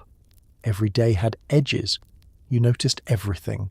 The length of a moment, the weight of a conversation, the way each new experience stood out against the last. Because everything was unfamiliar, every step required attention, every interaction demanded thought. Time moved slowly, because you were processing everything. But now, time feels softer, less defined. You wake, you move, you decide. And before you realize it, the day has already shifted into the next. Not because it lacked meaning, but because meaning has become constant. There is no longer a contrast. This is your world now, and when everything matters, nothing stands out the way it once did. You begin to notice the change in subtle ways. You no longer count days. You notice transitions, a shift in someone's tone that wasn't there before, a change in how a situation unfolds, a moment that would have confused you months ago, now handled without effort. That's how you track time now, through yourself, through your understanding, through the way you've adapted. You realize that the extraordinary has become your routine. Things that once felt overwhelming now feel expected. Situations that once required careful thought now unfold naturally. And there's something almost surreal about that. Because if you look back, you wouldn't recognize your earlier self in this environment, not because you've changed completely, but because you've expanded, you've learned, you've adjusted, and time is what allowed that to happen. You also notice how quickly things settle now. A new challenge appears, and within days it becomes part of your reality, something you navigate without hesitation. There's no longer a dramatic adjustment period, just integration. And that's when you understand something deeper. Time here is not measured by hours, it's measured by transformation, by how quickly something unfamiliar becomes familiar, by how seamlessly you absorb new realities. You don't resist it, you move with it. Because resisting time in a place like this would only slow you down. Instead, you allow it to carry you, to shape you, to refine your understanding of everything around you. And as another day passes, almost without you noticing the exact moment it began or ended, you realize something quietly profound. You're no longer tracking time, you're becoming part of it, and it moves through you, just as steadily as you move through it. Because this version of you didn't appear suddenly. It was built through discomfort, through observation, through moments where you didn't know what to do and had to figure it out anyway, piece by piece, decision by decision, until one day it simply became who you are. You also notice something else. You don't feel out of place anymore, not even slightly. This environment, which once felt overwhelming, now feels familiar, predictable in its unpredictability. You move through it naturally, not because it has changed, but because you have, and there's something grounding in that realization, because it means no matter where you are placed, you can adapt, you can learn, you can become. You don't cling to who you were, you don't question who you are now, you simply continue, moving forward, with a quiet understanding that feels deeper than anything you could have been told. You've become someone who belongs here, and not by chance, but by choice. Even now, beneath everything you've built, there is still a quiet awareness that nothing is guaranteed, that everything you've created exists within a system that can shift at any moment. You don't think about it all the time, that would be exhausting, but it's there. But in the background, like a steady, quiet truth that never fully disappears. Everything here feels solid, structured, stable. But you know better, because you've seen how quickly things can change. A shift in tone, a subtle change in behaviour, a decision that alters the direction of something you thought was secure. Nothing here is fixed, it only appears that way, until it isn't. And that awareness stays with you, not as fear, but as clarity. You understand now that strength isn't about holding on to something tightly. It's about being able to adjust when it moves. You notice it in your own behaviour. You don't become overly attached to any single outcome. You don't assume that today's stability will remain tomorrow. Instead, you maintain, you support, you adapt, quietly. Because the strongest position here is not the most rigid one, it's the most flexible. You also recognize something deeper. The strength you've built is not dependent on the system, it exists within you. The ability to read situations, to adjust your approach, to remain composed when things shift, that doesn't disappear, even if everything else does, and that realization changes how you carry yourself. You're not holding on to your position, you're holding on to your ability to navigate whatever comes next. That's where your confidence comes from now, not from certainty, but from adaptability. You don't need everything to stay the same, you just need to be ready when it doesn't. You also notice how this awareness affects your reactions. You don't panic when something changes, you don't rush to fix things immediately, you pause, you observe, you adjust. Because you trust the process now, you trust yourself within it. And that trust is steady, even when everything else isn't. So you continue, not with tension, not with fear, but with a calm understanding of how this world works. That everything is temporary, that everything can shift, and that your strength is not in preventing that shift, but in moving with it, without losing yourself. And finally, you begin to understand something most people never do, that the world you've shaped will continue, with or without you. The system will move forward, the palace will remain, and your influence will become part of something larger than your own life. It doesn't arrive as a heavy thought, not dramatic, not sudden, just quiet. You're standing, or sitting, or simply existing in a moment that feels like any other. The palace moves around you the way it always does. Voices in the distance, footsteps echoing through long corridors, the familiar rhythm of a place that never truly stops. And then, without warning, the realization settles in. This, all of this, will continue. Not later, not eventually, but always. The palace existed before you arrived. It moved, shifted, adapted through countless lives, countless decisions, countless moments just like this one, and it will do the same after you. At first the thought feels distant, almost abstract, because you are still here, still present, still influencing, still part of every decision that unfolds around you. But the awareness remains, steady, unavoidable. You begin to look at things differently. The walls, the rooms, the people passing by, each carrying their own role, their own understanding of this place. You realize none of it belongs to any one person. It's shared, continuous, endless in a way that feels both humbling and strangely comforting. Because it means something important. It means you were never meant to control it completely, only to shape it, to leave something within it. You think about everything you've done, not as a list, not as a measure, but as a presence. The way your decisions change the flow of certain moments, the way your voice influenced outcomes, the way your understanding quietly shifted how things operate. Those things don't disappear. They remain. Not exactly as you left them, but as part of the structure now, integrated, absorbed into the system itself.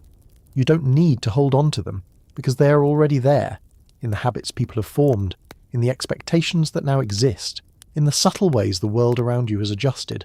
That's what lasts. Not control, not ownership, but impact. You sit with that for a moment, calm, grounded, because there's something peaceful about it, knowing that what you've done matters, even beyond your presence. You're no longer focused on holding everything together. You don't need to. The system continues on its own, and you are part of what shaped how it continues. That's enough, more than enough.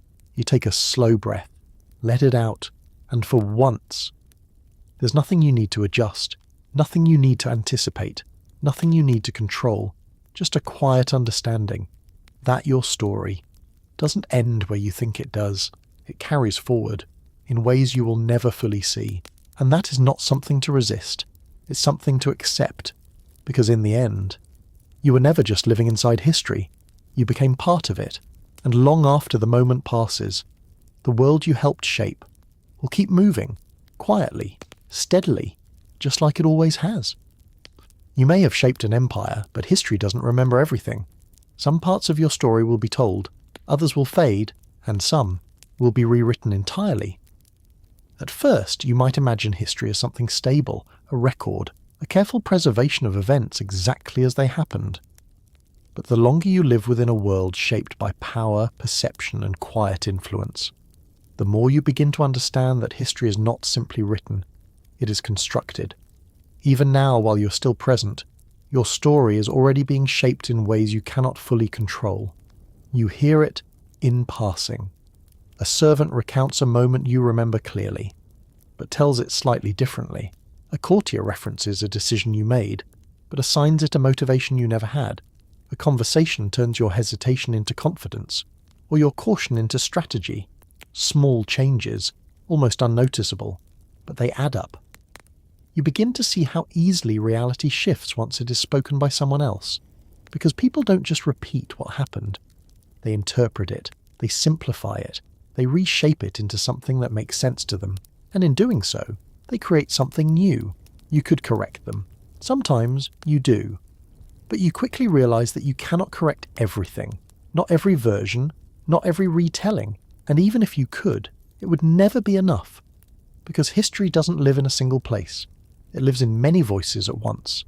Some moments will be remembered clearly, the visible ones, the dramatic ones, the decisions made in rooms full of witnesses, but the quieter moments, the ones that truly shaped everything, those may fade, the pause before you spoke, the thought you chose not to voice, the decision made alone without anyone to see the weight behind it. Those are harder to carry forward, and yet they matter just as much. You sit with that realization, not with frustration, but with a kind of quiet acceptance, because you understand now that being remembered perfectly was never the point. Living fully was making the decisions that needed to be made, even when no one would fully understand them later. You also recognize something important. Even if the details shift, the impact remains. The world has already changed because of you. The system has already adjusted. The direction has already been influenced. That doesn't disappear. Even if the explanation becomes unclear, history may forget the exact path, but it still follows it. And maybe that's enough. You don't need every detail to survive. You don't need every intention to be understood, because what you did already exists in the world that continues to move forward, and whether history tells it cleanly or imperfectly, it still carries the shape of what you left behind. Over time, something else begins to form, not the real you, but a version of you, a story shaped by others, simplified, dramatic, easier to tell but not always accurate. It doesn't happen all at once. There's no moment where someone announces, "This is who you were." Instead, it builds quietly. A story told once, then told again. Each time slightly adjusted, each time a little clearer and a little less true. At first, the differences are small, a detail emphasized, a hesitation removed, a moment of uncertainty turned into confidence. It doesn't feel significant, but repetition changes things. Because over time, the repeated version becomes the accepted version, and the accepted version becomes the story. You begin to notice how people speak about you differently, not just describing your actions, but defining your character. She always knew. She planned. She intended. Statements that sound certain, complete, final. But you know the truth. You remember the moments that weren't certain, the decisions made with incomplete information, the times when you didn't know the outcome and had to choose anyway. You remember the hesitation, the adjustment, the process. But those parts don't fit easily into a story. They're messy, complicated, difficult to explain. So they begin to disappear, and in their place, something cleaner forms, a version of you that feels easier to understand, more decisive, more intentional, more defined. A myth, not false, but simplified. You don't resist it, because you understand why it happens. Stories need shape. People need clarity. They need a way to make sense of complexity, even if it means losing some of the truth along the way. You also realize something quietly grounding. The myth is not you. It's a reflection, a version of your life that others can hold on to. But the real experience, the thoughts, the emotions, the uncertainty, that belongs only to you. And that doesn't disappear, even if no one else sees it. You carry it, not as something to prove, not as something to defend, just as something that is yours. You don't need the story to be perfect. You don't need the myth to be accurate, because you know what it represents, a simplified version of something that was deeply human. And that's enough. Because behind every legend, there's always a life that was lived in full detail, even if only one person truly remembers it that way. Eventually. The noise fades, the decisions slow, the urgency softens, and what remains is something quieter, a space where the story no longer feels like it's happening, but like it has happened. It doesn't end the way you might expect. There is no clear final moment, no single event that marks the transition from movement to stillness. Instead, it happens gradually, almost gently. You begin to notice it in the pace of things. The constant urgency that once surrounded you softens. Conversations no longer carry the same sharp edge. Decisions don't feel as immediate, as pressing, as though everything depends on the next word you speak. There is space now, not emptiness, but space. Room to breathe without needing to anticipate what comes next. At first, it feels unfamiliar, because for so long your mind has been trained to stay active, to observe, interpret, adjust, to remain one step ahead of whatever might shift. And now, there is nothing demanding that level of attention. You sit with that, carefully, because stillness, after constant motion, can feel almost unnatural. You notice the palace around you, the same walls, the same corridors, the same quiet movement of people going about their roles. Everything looks the same, and yet it feels different. Because your relationship to it has changed. You're no longer at the center of every shift, no longer responsible for holding together the balance of things. You are still present, but not required in the same way, and that realization brings something unexpected. Relief, not the kind that comes from escaping something difficult, but the kind that comes from completing something fully. You don't feel the need to revisit every decision, to replay every moment, to question what could have been done differently. Because you understand now, what happened, and it was enough. You begin to let go, not of the memories, but of the need to hold them tightly. They settle naturally, into place, into something that feels complete, without needing to be perfect. The silence doesn't feel empty. It feels full of everything that came before, full of everything you carried, shaped, and moved through. And now, It simply exists, without urgency, without pressure, just there. You breathe differently in this space, more slowly, more fully, as if for the first time in a long while, you're not preparing for what comes next. You're simply here, and in that stillness. There is something deeply grounding. The story is no longer unfolding, it has unfolded, and what remains is quiet. Beyond the titles, the power, the story, there is still one simple truth. You were the one who lived it. Not the version people will tell, not the version history will shape. You. It's easy from the outside to see only the result, the title, the influence, the shape of the story as it will be told later. But none of that captures what it felt like, to be inside it, to wake each day without knowing exactly what would unfold, to make decisions with incomplete information, to carry the weight of things that could not always be shared or explained. That part of the story belongs only to you. You remember the moments no one else saw, the pauses before you spoke, the times you chose silence instead of reaction, the quiet adjustments that shaped everything without ever being visible. You remember the uncertainty, not as weakness, but as reality. Because certainty was never guaranteed. You moved forward anyway. That's what matters. Not that everything went perfectly, but that you continued, you adapted, you learned, you held your position, not just externally but internally. That's something no one else can fully measure, no one else can fully understand. Because they did not live it. They will see the outcome, they will tell the story, but they will not feel what it took. And that's okay, because you don't need them to. You already know. You carry that understanding quietly, not as pride, not as something to prove, just as something that is true. You were there in every moment. You made the choices, you carried the weight, you navigated the uncertainty, and you remained. That is the part of the story that doesn't change, no matter how it is told, no matter how it is remembered, because it exists beyond the version others will create. It exists in your experience, in your memory, in the way you understand what it took to move through everything that came your way. You don't need recognition for that. You don't need validation, because the truth of it is already complete. You lived it fully, and that is something no retelling can take away. And now, as everything settles, there's one final thought.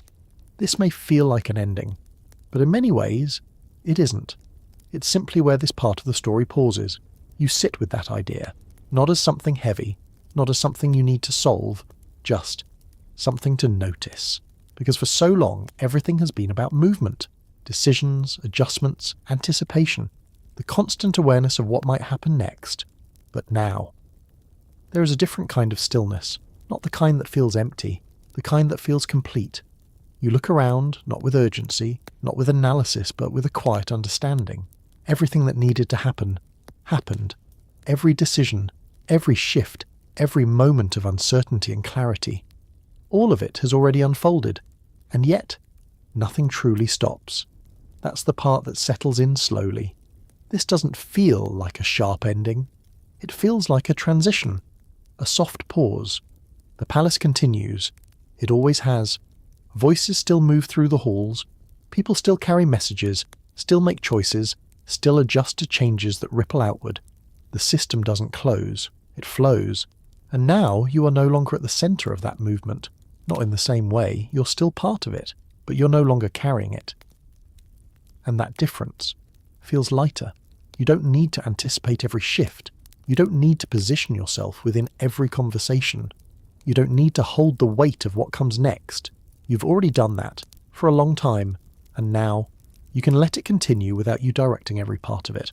That realization doesn't feel like loss. It feels like release, because it means the system is strong enough to continue, that what you helped shape can move forward on its own. You don't need to stay at the center for it to remain stable. You don't need to guide every outcome for things to hold, and that in its own way is a kind of success. You think back, just briefly, not to relive everything, but to acknowledge it, where you started, what you didn't understand, how much you had to learn, to adapt, to endure, and then, where you are now, steady, aware, no longer reacting to the system, but understanding your place within it. You don't feel the need to define this moment, to call it an ending, because it doesn't feel like one. It feels like a shift in perspective, a change in how you exist within the same world. You're still here, still present, but no longer carrying the same weight, and that allows something new, a quieter way of being, less about control, more about understanding, less about shaping everything, more about recognizing what has already been shaped. You take a slow breath. There's no urgency in it, no need to prepare for the next moment, just breath. And in that breath, there is something simple, something steady, something real. This part of the story has reached its natural pause, not because everything has stopped, but because everything has been lived, and whatever comes next will continue in its own way, at its own pace. You don't need to follow it. You don't need to guide it. You simply understand it, and that understanding is enough. So you let the moment settle. No tension, no expectation, just a quiet awareness of everything that was, and everything that continues, and in that stillness, the story doesn't end. It just becomes part of something larger, something ongoing, something that moves forward, whether you're at the center of it or not. And for the first time in a long while, that feels completely okay. Even when you step back, something of you remains. In habits, in expectations, in the quiet way people continue doing things, slightly differently because of you. At first you don't notice it, not because it isn't there, but because you've stopped looking for it. For so long, your attention was sharp, deliberate, always scanning the environment. You were aware of everything, every shift in tone, every change in behavior, every small adjustment that could mean something larger. But now, that intensity has softened. And in that softness, something else begins to emerge. You see it in the way people move through familiar routines. A pause before someone speaks, just long enough to consider their words more carefully. A decision approached with a kind of patience that didn't exist before. A subtle consistency in behavior that feels familiar. At first it's easy to overlook, but then it happens again and again, and slowly you begin to recognize it. These are not coincidences. They are continuations, not of your presence, but of your influence. You begin to understand that what you shaped didn't disappear when you stepped back. It settled, it integrated, it became part of the structure itself. The system doesn't need you to actively maintain those changes anymore, because they've already been absorbed. That's what makes it so quiet, so easy to miss. There's no announcement, no clear marker that says, this is because of you. Just patterns, repeating, continuing, existing. You watch without interfering, without correcting, without guiding, because you don't need to. And that realization brings something unexpected, a kind of calm, because it means the effort you put in didn't vanish, it transformed into something stable, something that continues on its own. You also begin to notice something deeper. The echoes are not exact. They're not perfect copies of what you once did. They've been interpreted, adjusted, adapted by others, and that's important, because it means your influence didn't just remain, it evolved. It became part of something living, something that continues to grow, shift, and adjust without your direct involvement. You don't feel the need to claim it, or to trace every outcome back to yourself. You simply recognize it, quietly, because recognition is enough. You were part of something, you shaped it, and now it continues. Not because you're still holding it together, but because what you built was strong enough to last beyond you. When you move away from something you once held together, it doesn't collapse, it shifts, it adjusts. And in that adjustment you can see exactly how much of you was there. There was a time when your presence felt essential, not in a dramatic way, but in a steady, constant sense that things relied on you, that your awareness, your decisions, your adjustments were part of what kept everything balanced. You didn't question it. You simply carried it, day after day, moment after moment. And now you step back, not completely, but enough to see what happens without you at the center.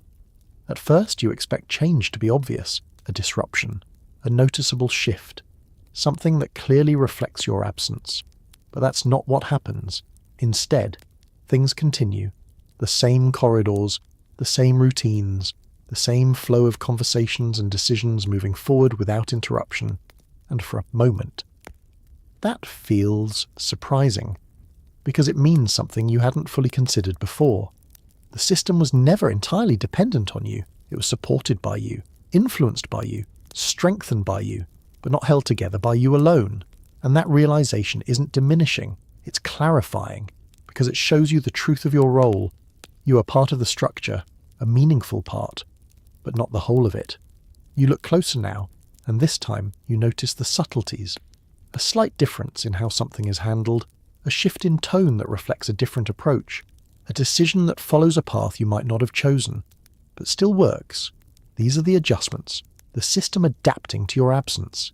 And in those adjustments, you see the space you've left behind, not empty, but reshaped, rebalanced.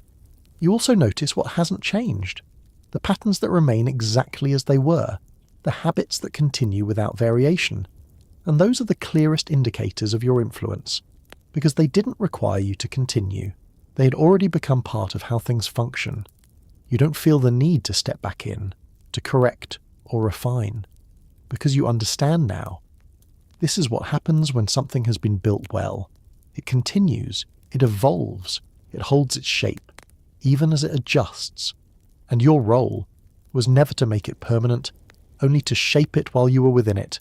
You did that, and now you allow it to move forward, without needing you to guide every step, and in that space, there is something quiet, something steady, something complete.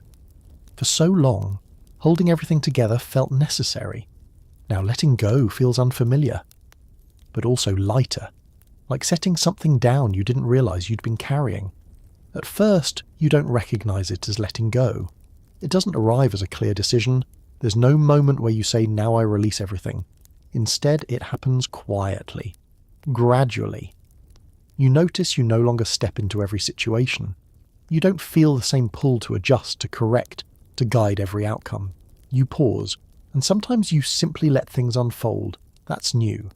And at first, it feels slightly uncomfortable, because for so long, your instinct has been to engage, to anticipate, to shape the direction of things before they fully form. That instinct doesn't disappear overnight. It lingers. You catch yourself thinking ahead, preparing for possibilities that no longer require your attention, and then you stop, not forcefully, just gently.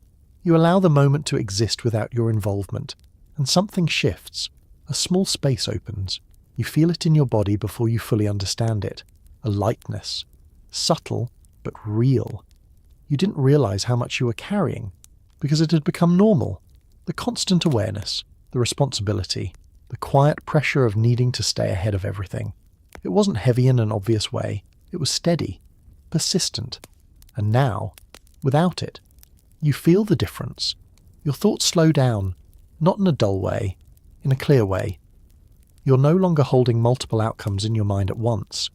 You're not preparing for every possible shift before it happens. You're simply present. And that presence feels different, less divided, more complete. You also begin to understand something important. Letting go is not the same as losing something. You haven't lost your awareness. You haven't lost your ability to navigate. You've simply released the need to apply it constantly. And that distinction matters, because it means you're not stepping away from who you've become. You're allowing yourself to exist without always being in motion, without always needing to influence. You still can, if you choose to, but now it's a choice, not a requirement. You also notice how the world responds. It doesn't collapse. It doesn't demand your return. It continues, just as it always has. And that reinforces something quietly. You are part of the system, but you are never the system itself. And that's not a loss, it's a release of something you were never meant to carry alone. So you let go. A little more, then a little more, not all at once, but enough to feel the shift, enough to understand that you don't need to hold everything anymore. And in that gradual release, there is something steady, something calm, something that feels like rest. The world doesn't pause to check if you're ready. It continues. It always has. And now, you see it clearly. Not as something to control, but as something that simply moves. There was a time when everything felt connected to you. Every conversation, every decision, every shift in direction. You were aware of it, involved in it, part of how it unfolded. And now, you step back just enough to see something different. The movement itself, independent of you. The world doesn't slow down, it doesn't hesitate. It doesn't ask if you're prepared for what comes next. It simply continues.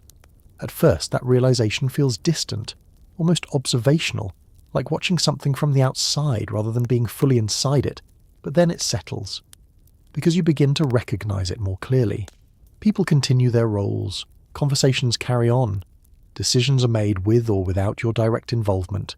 Nothing has stopped, nothing needed to. And that's when it becomes fully clear. The world was never waiting. Not for you, not for anyone. It moves because that's its nature. And for a long time, you were part of that movement in a very active way. You helped guide it, shape it, adjust its direction in subtle but meaningful ways. But now, you see it from a different perspective, not as something you need to influence constantly, but as something that exists, with its own momentum. You don't feel disconnected from it. You feel aware of it, in a broader way, a quieter way. You understand now that your role was never to control everything. It was to contribute, to shape the part of the world you were in, while you were in it. And that part has already been lived. You also notice something else. Without the need to constantly influence, your view expands. You see more, not just the immediate shifts, but the overall movement, the patterns, the flow, the way things evolve naturally over time. And that understanding feels steady, grounding, because it removes the pressure of needing to manage everything. You don't need to hold the world together. It was never yours to hold completely. You only needed to be present within it, to act when it was your time to act. And now, that time has shifted. The world continues, not because you're no longer important, but because continuation was never dependent on a single presence. And instead of resisting that, you accept it, quietly, fully, because in that acceptance, there is something clear, something steady, something that feels complete. After everything fades, one truth stays, not the power, not the title, not the story others will tell, just this. You were here, you lived it, and you became something because of it. When everything else softens, when the movement slows, when the urgency dissolves, when the constant awareness that once filled every moment finally loosens its grip, there is something that remains, simple, uncomplicated, unmoving. You were here, not as a title, not as a position, not as the version of you that others will describe later, but as yourself, the one who experienced it, fully. You remember the things no one else will ever fully understand, the pauses before decisions, the weight behind moments that looked effortless from the outside, the quiet calculations, the internal shifts, the times when nothing was certain. And yet you moved forward anyway.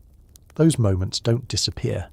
They don't fade in the same way stories do, because they were not observed, they were lived, and that difference matters. You begin to understand that everything external, the recognition, the influence, the structure of the world around you, those things change. They always do. They evolve, shift, get reinterpreted, reshaped by time and perspective. But what you lived through, what you became because of it, that remains intact.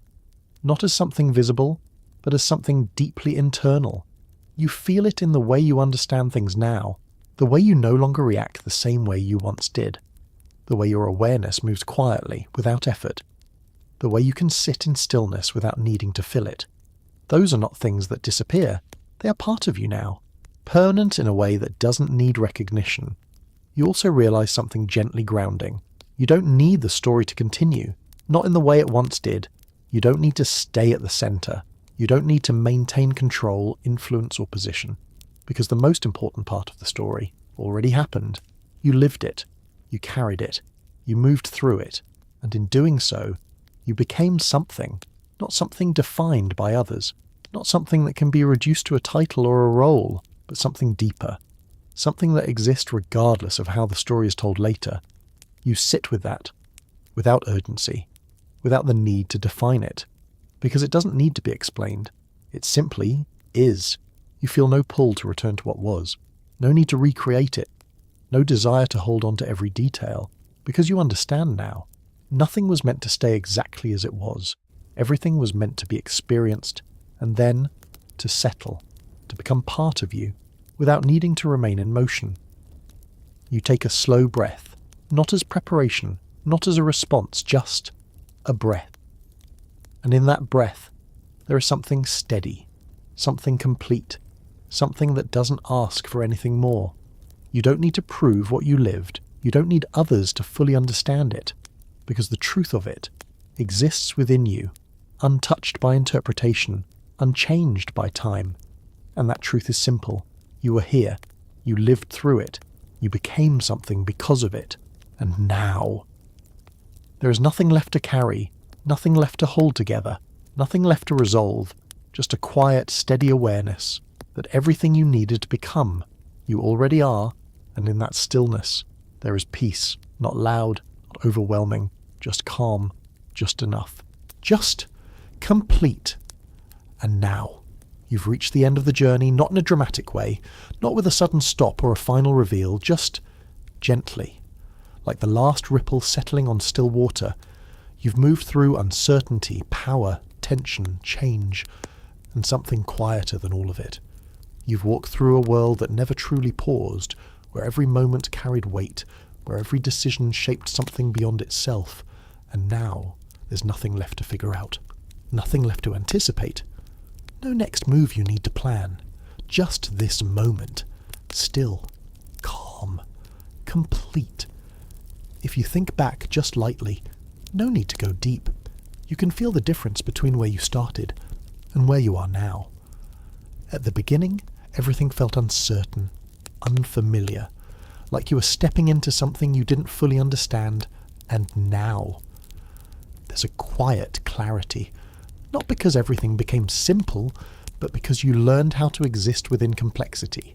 You learned how to move through it, and then, eventually, how to step back from it. That's the part people don't talk about. Not just rising, not just surviving, but knowing when to soften, when to release, when to simply let things continue, without needing to hold them anymore. So now, as you rest here at the end of the story, there's nothing you need to carry forward. You don't need to hold on to the details. You don't need to remember every moment. You don't need to make sense of everything all at once. Just let it settle, like a story told long ago. That still leaves a feeling behind, and maybe that's the best part. Not the events themselves, but the feeling they leave with you. A sense of perspective, a quiet understanding, a reminder that even in the most complex, uncertain, high-pressure worlds, you can adapt, you can endure, you can find your place, and eventually you can let go. So now, let your mind slow down. Let the images fade. Let the story drift further into the background. There's nothing else coming. No twists, no surprises, just rest. If you're lying down, let your body sink a little deeper into whatever is holding you. Let your shoulders relax, let your jaw unclench, just slightly. Take a slow breath in and let it out. No effort, no control, just natural. And as you breathe, let everything you've just experienced soften, like it's being placed gently on a shelf. Safe, complete, no longer needing your attention. You don't have to stay here. You don't have to think about any of it anymore. You can drift, you can rest, you can sleep. And the world, just like the one in the story, will continue quietly without you needing to hold it together. Everything is okay. You've done enough, more than enough. So now, just let go and rest.